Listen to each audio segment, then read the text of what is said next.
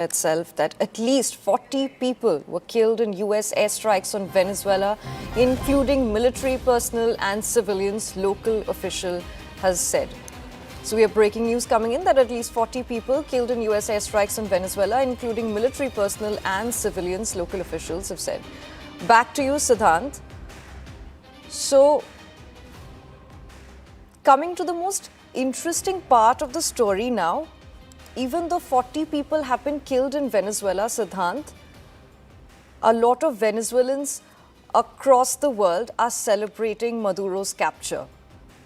So what do you have to say about that? Well, that's right, Sukanya. So there are many those who support President Nicolas Maduro. There are many those who oppose him, call him dictator, etc., etc. There's no doubt about the character of President Maduro, Sukanya. In fact, he won last elections illegally, and he indeed was acting as a dictator of Venezuela. There's no doubt about it. But then again, the question also goes to the U.S. government. The way this military raid was conducted, the way the president was captured, the sovereignty of Venezuela was violated, perhaps is in question. Countries like China, Russia, United Nations have condemned this military adventurism by the U.S. Forces, because it definitely sets a wrong precedent. And also U.S., which calls itself the leader, the protector of the free world, country which believes in rules-based order, etc., etc. We keep hearing these statements from the U.S. presidents time and again, is now overthrowing a regime in just a matter of 2 hours, and perhaps that is something which has shaken the entire world, and not only overthrowing the regime, but capturing its oil refineries, its oil infrastructure, oil reserves, etc.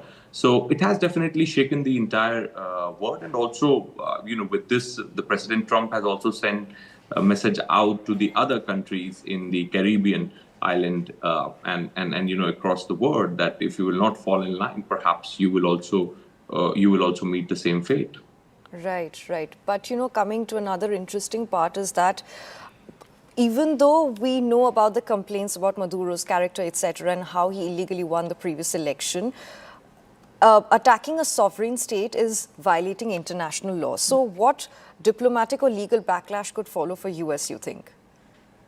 Well, I doubt there's going to be any diplomatic or a legal backlash falling or coming US's way, because they already had been preparing ground for such raids and actions from a very long time. In fact, in 2020, for the first time, the US government released bounty on President Nicolas Maduro from last 5 years, when President was Joseph Biden. From last 5 years, the tensions were going on between the two countries. In fact, Sukanya, twice, President Nicolas Maduro tried reaching out to the U.S. government. In September, he wrote a letter to President Trump offering him share in the oil exports, and also,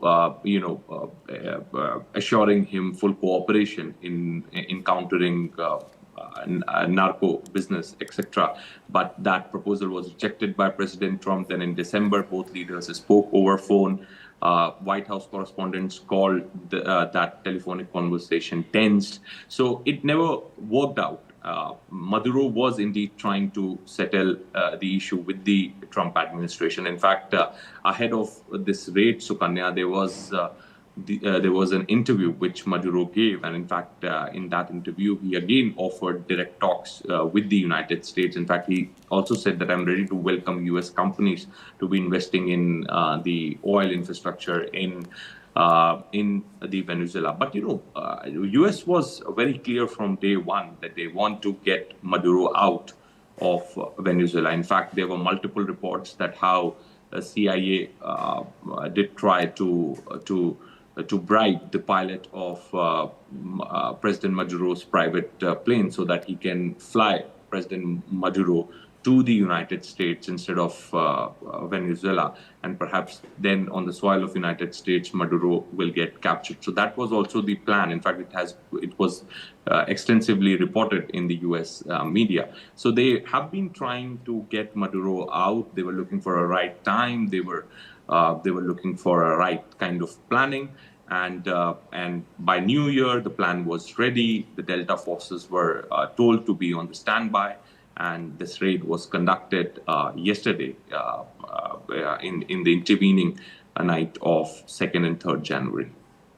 Right, Siddhant, stay with us. We have another piece.